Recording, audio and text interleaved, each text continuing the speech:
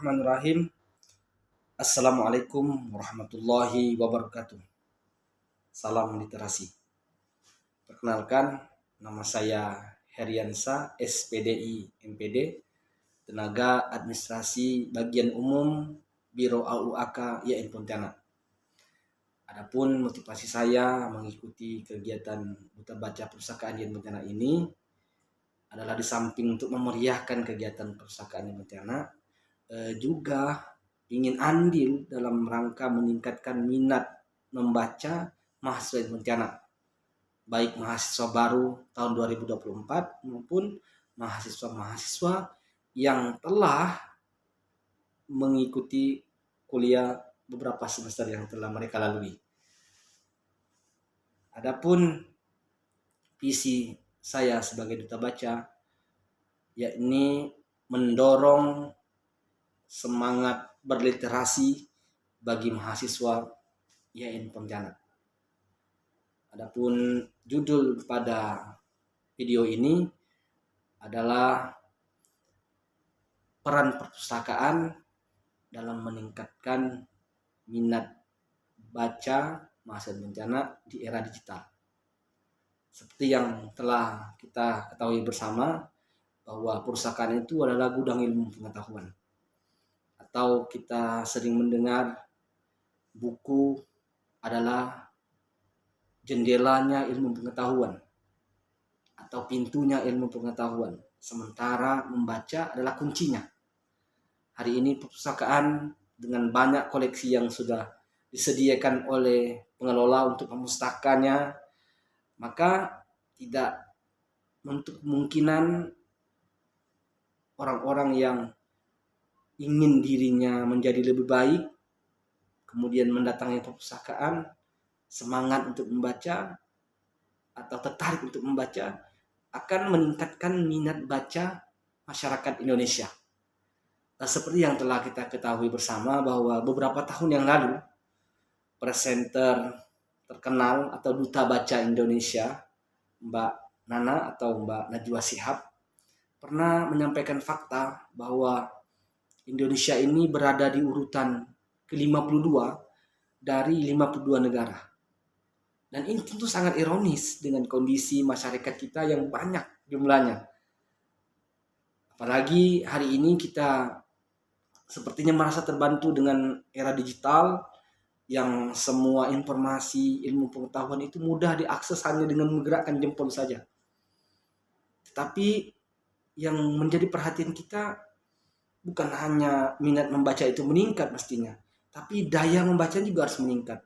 Yang sering terjadi adalah banyak masyarakat kita yang hanya sekedar membaca status-status saja, postingan-postingan yang tidak ada faedahnya, tidak ada manfaatnya. Maka ada satu teori yang menyebutkan bahwa membaca itu seperti seseorang yang makan. Artinya semakin bergizi yang seseorang makan, maka akan semakin baik untuk perkembangan pertumbuhannya, untuk perkembangan akalnya juga.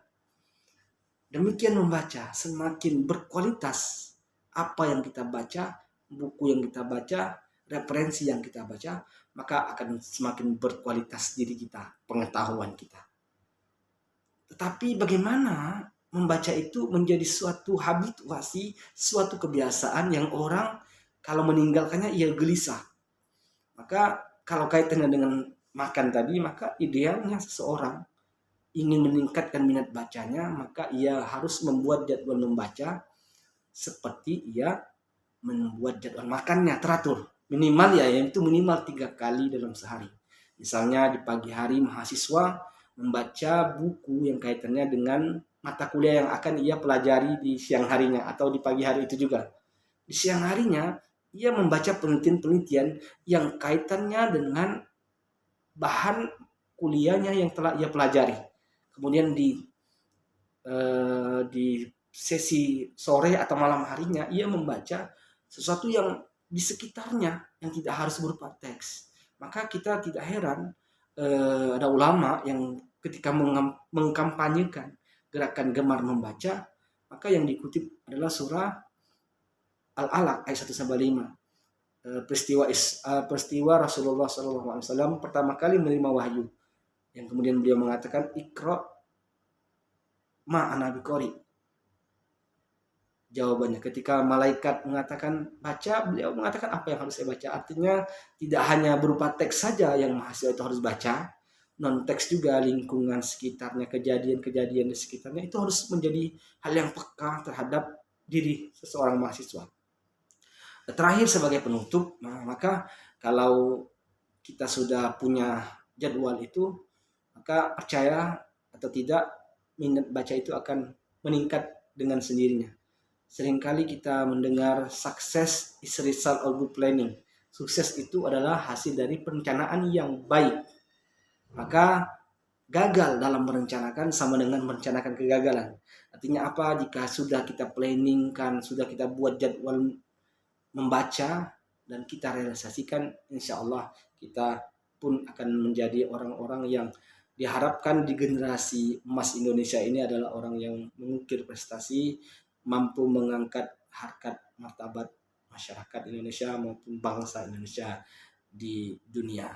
Demikian yang dapat saya sampaikan. Semoga bermanfaat. Assalamualaikum warahmatullahi wabarakatuh. Salam literasi.